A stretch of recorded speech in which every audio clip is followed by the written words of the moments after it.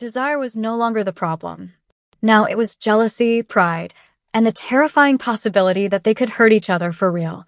For 3 days after Brooklyn, Gabrielle Delaney became exquisitely professional. This was, I should clarify, a form of cruelty. Not obvious cruelty. Nothing so crude as silence or avoidance or some dramatic act of retreat I could have taken offense to in clean, useful terms. No. Gabby was too intelligent for that. She replied to emails on time. She attended meetings. She spoke to me in public with the calm, polished courtesy of a woman who understood that the most effective way to wound a person is to leave them no scene to object to. She became impeccable. After Brooklyn, that felt obscene. On Monday morning, she sent a 2-line note about a revised donor brief. Attached is the updated language for Thursday's review. Let me know if you need anything else. Anything else. As if I had not had my hand under her sweater 2 days earlier. As if she had not been in my lap shaking apart one honest breath at a time. As if I had not stood in that borrowed Brooklyn apartment and let her leave because it was the right thing to do and because, for once in my life, I had wanted the right thing more than the immediate one. I read the email twice, then once more for the pleasure of resenting punctuation. Mara stepped into my office while I was still staring at it. "Should I come back?" she asked. "No," I said, closing the screen. "Unless you've developed useful emotional sabotage overnight." She looked at me carefully. "Is this about the foundation language?" "It is about many things," I said. "One of them has bullet points." Mara set a folder on my desk. "Naomi called." Of course she did. She said, and I quote, "Check whether she's pretending to be fine in silk again." I leaned back in my chair. I need to stop surrounding myself with women who know me. That seems difficult to arrange at your age. I looked at her. Mara didn't blink. "I do appreciate confidence." By noon I had survived 2 board calls, 1 donor update, and a conversation with a man from development who used the phrase emotionally resonant scale without irony. At 1:15 I went downstairs for the foundation review and found Gabby already seated near the windows, glasses on, dark hair pinned back, a pen resting lightly between her fingers. She looked up as I came in. No hitch in her breath. No visible shift. No sign whatsoever that we had ever been alone in a room built for honesty. "Taylor," she said. That was all. My name, clean and neutral and professionally placed. It should not have hurt as much as it did. Gabrielle. I sat 3 chairs away because I have standards and because if I had sat closer I would have looked exactly as affected as I was. Gabby turned 1 page in her packet and went back to discussing grant allocations with the museum liaison beside her. It was almost admirable. Almost. The thing people misunderstand about women like me is that they think we're protected by fluency. That because I can say the right thing in any room, charm the right donor, calm the right ego, redirect the right conversation, I must therefore move through emotional difficulty with the same graceful immunity. I don't. I just usually have time to hide it better than most. By the end of that meeting, I had contributed exactly what was required of me, thanked 2 people I did not care about, and not looked at Gabby nearly as often as my body wanted to. This is what growth looks like when it's deeply irritating. Naomi called me the second I got back upstairs. "You sound murderous," she said without preamble. "I'm not murderous. You're doing that careful voice. The one you use when someone has earned the right to actually hurt you and you hate them for the inconvenience." I stood at the window in my office and looked out at the city. "Do you know what she wrote to me this morning?" Naomi's pause was delighted. "Oh no. Let me know if you need anything else." Naomi inhaled sharply, scandalized on my behalf. "That's vicious." "Thank you." "No, that is genuinely elegant." "I'm impressed." "I'm hanging up." "Don't." "I care about you." "You care about narrative structure." "That too," Naomi admitted. "What are you going to do?" I watched a silver cloud drag its reflection across the glass of the building opposite mine. "Nothing." Naomi was quiet for a second. Then, very softly, "That may be the saddest answer you've ever given me. I did nothing on Tuesday. On Wednesday, I did nothing more intensely. This is not as easy as it sounds. Doing nothing when you are Taylor Ashford is not passive. It is an active, disciplined, nearly athletic decision not to solve a feeling by arranging the room around it. I did not send flowers. I did not find a reason to stop by her office.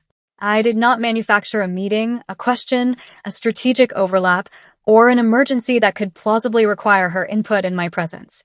I answered one email with 8 words and no softness whatsoever. She responded with 6.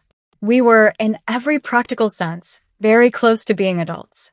By Thursday evening, I was in no mood for the museum benefit and had still agreed to attend because some obligations are built into bone long before they become calendar entries. The event was for one of our major restoration partnerships downtown. Donors, curators, trustees, the usual expensive convergence of culture and capital pretending to like one another for noble reasons. Naomi arrived at my apartment while I was fastening an earring. You look dangerous, she said from the doorway. I feel homicidal. Chic. She stepped inside and kissed my cheek. Which direction is the problem pointing tonight? Foundation invited Gabi. Naomi's brows rose. And I intend to behave beautifully, which is how you know things are bad. She took in the black silk, the bare line of my shoulders, the diamonds small enough to be indecent, and gave a satisfied nod. You do, in fact, look like a woman who has decided to be magnanimous in the face of emotional collapse. That may be the kindest thing you've ever said to me. It isn't kind. It's warning. I picked up my clutch from the table. I'm not going to make a scene. I know. Naomi linked her arm through mine as we crossed the foyer. That's the concern. The museum was glowing by the time we arrived. Marble, glass, and the sort of candlelight that exists primarily to flatter money. The front gallery had been opened for the reception. The restored canvases lit in quiet pools, strings moving somewhere behind the walls with just enough restraint not to suggest weddings or funerals. I walked in and became, as I so often do, instantly useful. A trustee wanted reassurance about a donor family. A museum director wanted a photograph. A councilwoman wanted a joke before the press line. An older patron wanted to tell me I looked like my mother if my mother had ever learned charm, which was both insulting and not entirely inaccurate. I smiled. I listened. I touched an elbow here, a wrist there, leaned in at the right moment, gave one woman my full attention long enough for her to blush, and one elderly philanthropist my hand long enough for him to remember his own importance and calm down. This is what I do. This is what I have always done.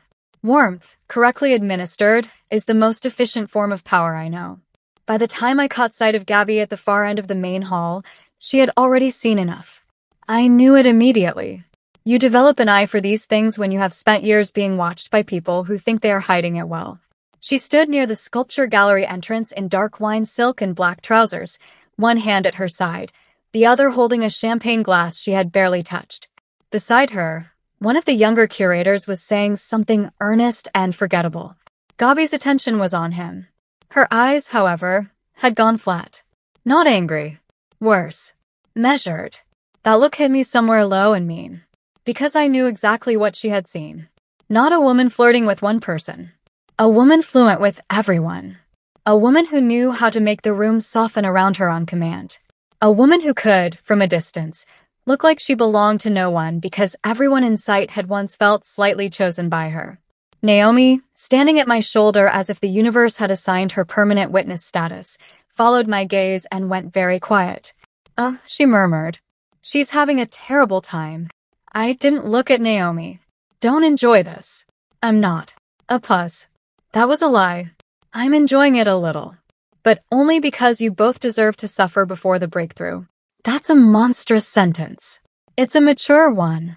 Across the room, the donor I had been speaking with, a beautiful woman from the theater board with extraordinary shoulders and terrible romantic judgment, touched my forearm lightly as she laughed at something I'd said. I had not even noticed doing the thing until I saw Gabi notice it. Her mouth hardened. Barely. A fraction. Enough. And then, because apparently the gods of emotional humiliation had decided I was not yet sufficiently tested, David Lang appeared beside her. Of course he did. If there is a patron saint of ill-timed men in well-cut suits, David had long since lit a candle at that altar. He stepped into Gabi's line of sight carrying 2 drinks, said something low enough that I couldn't hear it, and offered her one. She took it with a small nod. Not warmly. Not intimately. But she took it. My jaw tightened before I could stop it. Naomi's voice at my shoulder was very dry. That reaction remains completely healthy. I dislike him. You dislike gravity if it stands too close to her. That's absurd. Naomi turned and looked at me fully. No, sweetheart. What's absurd is that she's watching you be Taylor Ashford with everyone in the room, and you're surprised it might hurt her. That landed exactly where it should have. Because of course it hurt her. Because of course that was the fear. Not that I wanted her. That I wanted her in the same language I might use for anyone else, and expected her to hear a different meaning without proof. I looked back toward Gabi. She wasn't watching me anymore. That hurt too. If you're listening from somewhere far more peaceful than this room, tell me where. I envy you already. And if you're enjoying the story, like the video and subscribe. It genuinely helps more than people think, and at this point Naomi would consider it a personal betrayal if I failed to mention that.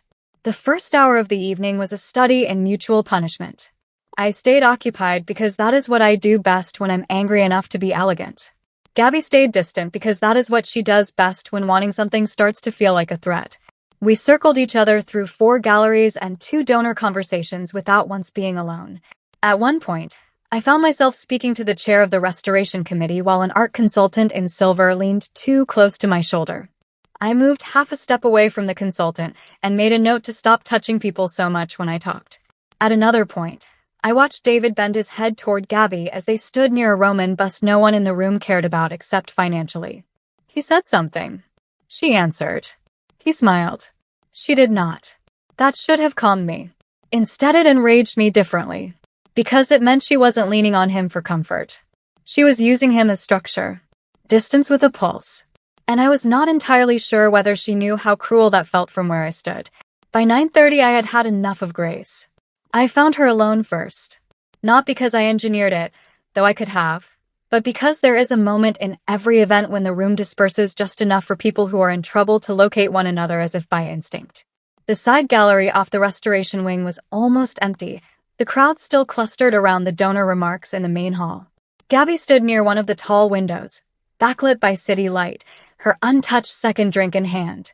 When she heard my steps, she didn't turn immediately. Interesting. I stopped beside her and looked out at the dark glass towers beyond the museum. You're very committed tonight, I said, to making me want to set a lawyer on fire. That sounds extreme. It's proportionate. Only then did she look at me. Up close, her composure was visibly expensive. You seem to be managing your evening well enough, she said. The room certainly thinks so. There it was. I let out one short breath through my nose. If this is about the curator from theater. It isn't. Good. Because I don't even remember her name. That was meant to lighten it. It didn't. Gabi's face did something small and painful. That's not helping. I turned toward her fully then. What exactly do you think you saw? Her laugh was quiet and humorless. Taylor. No. Tell me. She stared at me for a second, then set her glass down on the sill with careful precision. I saw a woman who can walk into a room and make 5 people feel singular before the first speech. Her voice stayed calm. Too calm. I saw a woman who touches an arm, leans in, remembers a detail, smiles at exactly the right second, and leaves a trail of people feeling more alive because she looked at them properly. That isn't a crime. No, her eyes held mine. It's a gift. Something in her face sharpened. It's also exactly why I don't know what to trust. The words sat between us like glass. I could have denied it. Could have softened it, turned self-aware, made a joke about my fatal public charm, and hoped she would forgive me for being essentially impossible. Instead I said, very quietly, you think what happened in Brooklyn was just that? Her breath changed. Just once. I think, she said carefully, that you were very good at making a woman feel like the only person in the room. You were. Her eyes flashed. That is not the same answer. The old version of me would have moved closer then and weaponized intimacy. The current version was getting very tired of old versions. Fine, I said. You want the truth? I would love a version of the truth that isn't wrapped in confidence. That one hit. Good. Because I was beginning to tire of being the only one bleeding visibly from this conversation. The truth, I said, is that yes, I know what I do to people in rooms like this. I know exactly how it looks. I know how often I make warmth look effortless because it's easier than letting anyone see the cost of it. I held her gaze. The truth is also that none of that has anything to do with what happened in Brooklyn. Gabi didn't move. How am I supposed to know that? She asked. That should have been a fair question. Instead, after the week I'd had, it felt like a blade. Because I stopped. The words came out sharper than I intended. Gabi blinked once. I didn't stop. Because I let you leave. Because I've spent 6 days not coming after you every time you turn into a memo with a pulse. Because I am standing here right now trying not to sound like every instinct I have is telling me to drag you out of this room and ask what exactly I'm being punished for. Color rose high along her cheekbones. You think I'm punishing you? I think you've spent the last week acting like you're the only one in danger. The silence that followed had teeth. Gabi's chin lifted slightly. Defensive now. Hurt now. Good. At least we were finally in the same room emotionally. I am in danger, she said. And I'm not. That landed. Not hard enough. So I stepped closer. Do you know what the worst part is? I asked, voice low. You keep looking at me as if my feelings must be less real because I'm better at carrying them. As if being older, richer, more practiced somehow means I don't get to be hurt by you treating every step forward like something you're going to regret in advance. Gabi's lips parted. I could see the moment she realized where she had been aiming and where she'd actually hit, but I was too far in it now. You don't get to keep treating me like I can't bleed, I said softly, just because I usually don't let people see it. Something in her face broke. Not dramatically. That would have been easier. Just enough. I turned away first because if I kept looking at her, I might have said something softer than I meant, and I was not yet ready to forgive either of us. Behind us, a burst of applause rose faintly from the main hall. Somewhere, a donor was being thanked for generosity with more sincerity than the tax code required. The world, offensively, continued. When Gabi spoke again, her voice was lower. That's not what I meant. No, I said without turning back. It's just what you did. I heard her step closer. Taylor. I closed my eyes briefly. Her hand touched my arm. Lightly. Cautiously. The touch of a woman who had not yet decided whether she was soothing a wound or opening one wider. I know what I said, she murmured. And I know what I made it sound like. I turned then. Her hand was still on my sleeve. My body, treacherous and immediate, reacted to the contact as if the argument had not happened. As if anger and wanting had not become, at some deeply inconvenient point, nearly indistinguishable. Gabi saw it. Of course she did. She should have taken her hand away. Instead she said, so quietly I almost missed it, I hate how much of you belongs to the room. That did it. Not because it was rational. Because it was honest. I looked down at her hand on my arm, then back at her face. And I hate, I said, how quickly you run every time you see that I'm real. Her fingers tightened. The air between us changed. There is a point in a fight where two people stop defending themselves and start telling the truth in the language of touch. We crossed into it like a fall. Gabi kissed me first. Not gently. Not carefully. Not like Brooklyn. This kiss had anger in it. Hunger. A week of distance and misreading and jealousy and the humiliating knowledge that both of us had been keeping score in wounds. I took her face in both hands and kissed her back hard enough to feel the wall at her back shake when she hit it. Somewhere under my anger was relief. Terrible, useless relief. Because she was here. Because she was kissing me like the last week had hurt her too. Because for all her caution, for all my control, this had finally become ugly enough to be real. Her hands found the lapels of my jacket and pulled me closer. Mine slid down to her waist, then lower, then back up again because every nerve in my body had become a single directive and none of it had anything to do with restraint. When I kissed the corner of her mouth, she made a sound low in her throat that nearly ended whatever remained of reason. Taylor, she breathed against my cheek. It did not sound like warning. Good. Because I had none left for either of us. I kissed her again, deeper this time, and felt the exact moment her body gave up pretending this was still a conversation. She arched into me with a kind of furious need that made my pulse turn violent. My hand slid under the line of her jacket, over silk, then warmer than that, and Gabi's fingers dug into my shoulder hard enough to hurt. Wonderful. The wall behind her, the city outside, the museum around us, all of it blurred into irrelevance. There was just her mouth, her breath, the shape of her under my hands, the fact that she was kissing me like she might rather lose than walk away one more time. I should have remembered we were in a public building. I did remember. I simply stopped caring. Gabi pulled me closer by the back of my neck, and that small act of urgency did something catastrophic to my restraint. I kissed down the line of her jaw, felt her head tip back against the wall, felt her breathe my name like it had become a private problem. You said you hated what I do to people, I murmured against her throat. Her laugh came out wrecked. That's not what I said. No. No, her hand slid lower down my back. I said I hated how much of you belongs to the room. I lifted my head just enough to look at her. And what if none of this does? That shook her. Good. Because I was shaking too. She stared at me for one long second, then kissed me again before I could decide whether the question had been brave or stupid. My hand found the inside line of her waist. Her nails traced once up my spine through silk. The world tilted. This was no longer controlled enough to be elegant. Thank God. I moved us away from the window and into the darker edge of the gallery, half hidden by a partition wall and a marble plinth holding a bronze figure none of us deserved to be judged by. Gabi followed with the kind of inevitability that makes a woman feel dangerous and doomed in equal measure. Her mouth was flushed by then. Her hair less perfect. My lipstick, I suspected, no longer qualified as intentional. I kissed her until I stopped thinking in sequences. Until my hands knew the line of her through fabric too well for a woman I had not yet had. Until her breath turned uneven enough to make every useful decision in me start losing structural integrity. When my hands slid under the silk at her side and found bare skin, Gabi gasped. Not loudly. Enough. It went through me like a lit wire. She caught my wrist at once. Not stopping me, not yet, just holding there, her eyes lifting to mine with something almost furious in them. Tell me, I said, voice low and rough, if you want me to stop. Her grip tightened. She could have said yes. She could have said no. Instead, she kissed me again like an answer she wasn't ready to phrase. That was the problem. Because all at once I could see exactly where this was going. Not toward tenderness. Toward victory. Toward taking all the pain and jealousy and wounded pride of the last week and burning it down through contact until one of us mistook intensity for resolution. Gabi's hand slid under the edge of my jacket. My breath broke against her mouth.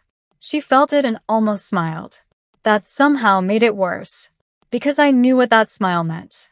Not manipulation. Not exactly. Just the sharp, wounded knowledge that she could make me lose control too. And in that instant, everything became clear. I pulled back. Not far. Enough. Gabi stared at me, breathing hard, eyes dark, one hand still fisted in my jacket. For a second neither of us moved. Then she said, very quietly, "What are you doing?" I touched my forehead briefly to hers because it was either that or kiss her again and make the next 5 minutes impossible to recover from. Stopping. Her breath hitched with something like disbelief. Now. Yes. Her mouth parted. Why? I stepped back fully then. It nearly killed me. Because she looked wrecked. Because I was wrecked. Because every part of my body had already crossed the border and was deeply offended to be called home. But I knew. I knew. No, I said, voice unsteady now in a way I hated and refused to hide. Not like this. Gabi stood very still. I forced myself to hold her gaze. Not while we're both trying to win. The words landed. Hard. I watched them do it. I watched the anger in her face shift into something more painful, more honest, more afraid. My hands were still shaking. I don't want our first time to be this, I said, quieter now. You trying to punish me for being who I am. Me trying to punish you for making me feel it. Silence. Real silence. Somewhere beyond the gallery, the string quartet was still committing crimes against subtlety. A waiter passed the opening at the far end without looking in. The museum kept pretending it was a room for civilization. Gabi's voice, when it came, was almost a whisper. I wasn't trying to win. Yes, I said softly. You were. Her face flinched. And then, because truth is rarely polite when it finally arrives, she said, maybe I just needed to know I could undo you too. That one nearly took my knees. Not because it was cruel. Because it was true in exactly the place truth becomes mercy by accident. I closed my eyes for half a second. When I opened them again, Gabi looked like she regretted saying it and needed me to understand it all the same. I know, I said. She looked up sharply. I know, I repeated. And maybe I needed to know you could. A long, dangerous quiet stretched between us. Then Gabi laughed once under her breath, broken and bitter and beautiful in exactly the way no one should ever be in a museum. This is a disaster. I smiled despite myself. That's the first sensible thing either of us has said tonight. Her eyes went to my mouth, then away. This doesn't make me trust you more, she said. No, I adjusted the cuff of my jacket because my hands needed occupation and dignity was now largely decorative. It just means I trust us less when we're angry. That got a small, unwilling change in her expression. Not amusement. Recognition. I stepped back one more pace because it was the only move left that didn't end in catastrophe. Go back to the room, I said. Gabi's brows lifted faintly. And you? I'm going to stand here for 30 seconds and remember my last name. That almost pulled a laugh from her. Almost. Instead, she looked at me the way she had in Brooklyn. Only this time the tenderness was mixed with shame. Taylor. No, I kept my voice gentle. Don't fix it while we're both still bleeding. You'll only say something beautiful and I'll believe it too fast. That landed where it should have. Her throat moved once. Then, without asking permission, she stepped forward and kissed me. Briefly. Softly. Nothing like the last 10 minutes. It was worse. Because there was apology in it. And want. And the unbearable suggestion of what we might be when we stopped using fear as a weapon. When she pulled back, my restraint felt like an expensive injury. Good night, she said. That sounds tragic. It sounds unfinished. Yes, I said. That's because it is. She held my gaze for one long second and then walked out of the gallery, shoulders straight, mouth flushed. Every inch of her composed except for the fact that I knew exactly how hard she was breathing. I waited 40 seconds. Then 60. Then I went back into the room wearing my usual face and hating it for how easy it was to find. Naomi met me near the donor table 15 minutes later and took one look at me. She said. That expression is unhelpful. You stopped it. I looked at her sharply. How do you know that? Naomi took a sip of champagne. Because if you hadn't, you would look satisfied. You look bereaved. That was annoyingly accurate. We stood near a painting neither of us had any interest in while donors orbited in soft focus. She thinks I do this to everyone, I said. Naomi's face changed. Does she? No, I looked into my glass. She thinks I could. Naomi was quiet for a moment. That's not the same thing, she said. I know. And she isn't entirely wrong. Naomi set her glass down on the passing tray of a waiter who had not asked to be dragged into our emotional architecture. Taylor. I looked at her. She is allowed to be afraid of your power, Naomi said quietly. That doesn't mean you have to let her use that fear to deny your humanity. I exhaled. The room felt too bright. My skin felt too aware of itself. Somewhere across the main hall, Gabi was speaking to one of the trustees in a voice I could not hear and could not stop listening for. She said she needed to know she could undo me too. Naomi's brows lifted. And could she? Naomi asked. I looked toward the other side of the room. Toward the woman who had spent the last week running and returning, wounding and wanting, measuring me and failing as I had to stay away. Yes, I said. That's rather the issue. Naomi's expression softened in that dangerous way it only ever does when she has fully dropped the joke. Then maybe now you both know. The event ended badly in all the usual civilized ways. I shook hands, smiled for one photograph, told a donor his wife had excellent taste in foundations, which was both diplomatic and unprovable. I did not speak to Gabi again. She did not come to me. Good. Had she done so, I'm not entirely sure I would have remembered all the reasons I stopped. By the time I got home, the city had turned silver with rain. I stood in the dark of my apartment without taking off my shoes and thought about the gallery, about the way her hand had caught my wrist, about the way she had admitted, almost helplessly, that she needed to know she could undo me too.